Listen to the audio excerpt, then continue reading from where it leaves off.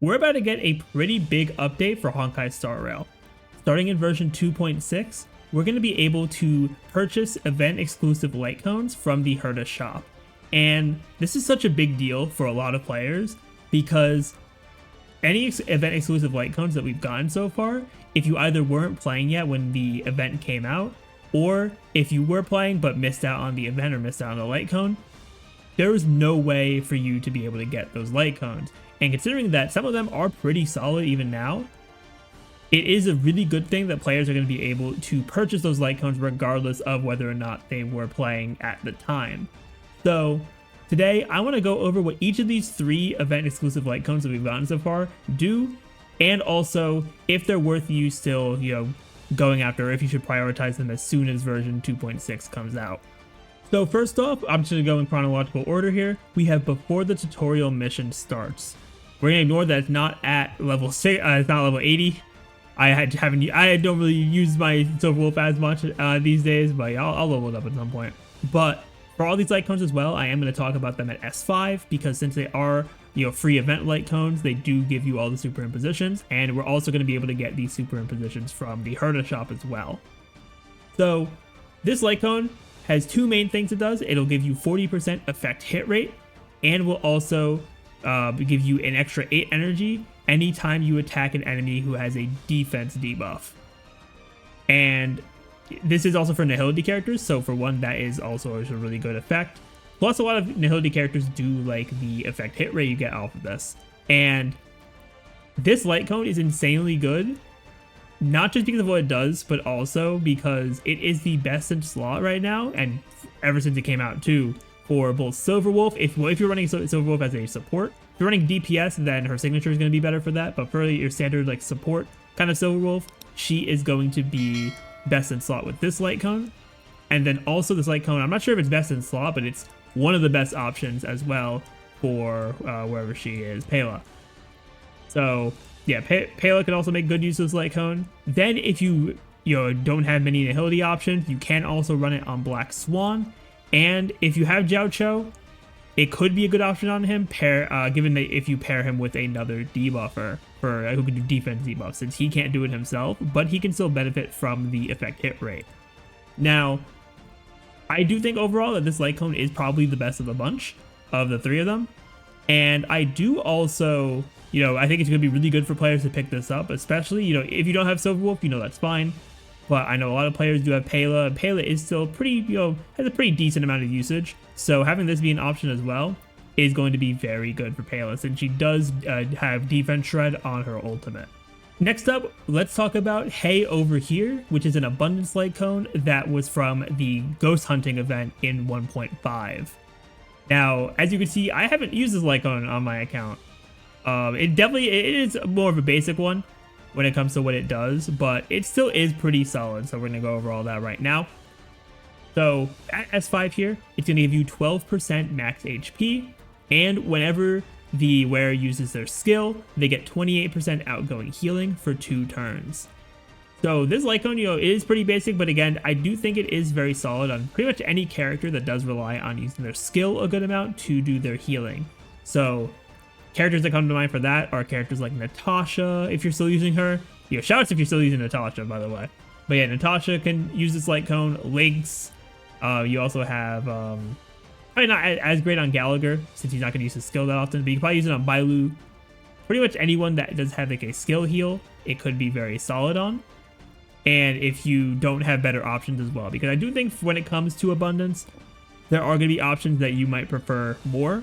Especially since you have post-op, which gives you outgoing healing with energy regen, plus you're already gonna have a solid amount of HP without it. Then if you have a signature, if you have I have a Bailu signature at S2, and just a few other light cone options here as well, like quid pro quo depending on your setup. You also have shared feeling, so there are a decent amount of options here even for the 4-star light cones. So, and plus if you have signatures, that's even more options there. But if you are struggling for abundance light cone options, this is definitely a very solid one.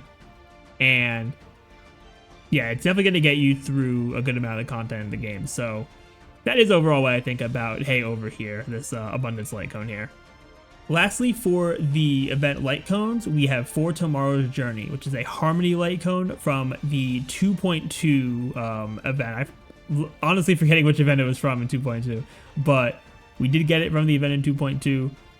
And this one is a bit interesting, which I'll go over here right now. So at S5 here, it gives you a 32% attack increase unconditionally. And whenever the wearer uses their ultimate, they'll get a 30% damage buff for 1 turn. Now, looking at this light cone already, just the fact that it gives an attack buff as its main buff, this already singles out 2 Harmony characters to be good for this light cone, being Ting Yun and Robin. But because it's also increasing damage, this light cone becomes even more niche because it's really only going to be good on Robin. And funny enough, they released it right when Robin came out, so I was pretty happy about that in all honesty, because I didn't have the resources for her signature. But this light cone, it still performs pretty well on her. But if you're not, using Robin, or if you already have something better like her signature, then it's not really like a necessary light cone to get, especially since she is right now the only one who could take the full advantage of it. But if you are using Robin, you do need a better option, like if you're running some other like Harmony light cone on her that may not be performing as well, I think this can be extremely good. It does have the downside, at least in Robin's case, that it doesn't give her any kind of energy regen, since her energy cost is fairly high. But this light cone still does have some solid value for her. Like, I am still able to reach almost 4,200 attack with it. So yeah, all in all, this light cone is pretty solid. And yeah, it just niche is the one thing that I think like holds it back. But yeah, those are the 3 event exclusive light cones. I do think they're all worth it in their own way, but if I had to rank them based on how much value they have overall for as many situations as possible, I'm gonna rank the before the tutorial mission starts as the first pick, just because it's good on multiple characters, and this light cone has definitely stood the test of time for those characters, and I could see it being good on other characters in the future as well. And number 2, I'm gonna put the Hey Over Here Abundance light cone, just because it's just good. It's not great, but it's good, and you can definitely see it be useful in any Abundance character that uses their skill a lot, since it just gives them outgoing healing at max HP, which is what an Abundance character wants.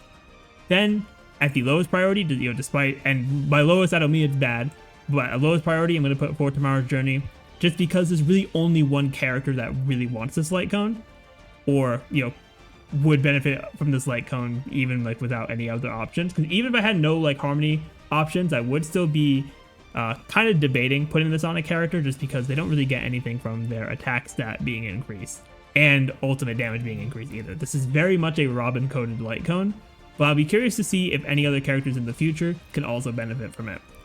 But let me know what you all think about these light cones in the comments down below. I am really excited that these are going to be purchasable. I don't know if we're going to be able to, like, for people like me who are day 1 players and have these light cones, I don't know if they'll allow us to get a second copy. If we do, I'll probably get those just to have them, especially for a tutorial mission. But that is going to be it for me. Thank you all so much for watching. If you enjoyed, definitely be sure to hit that subscribe button. But with that, I will see you all next time.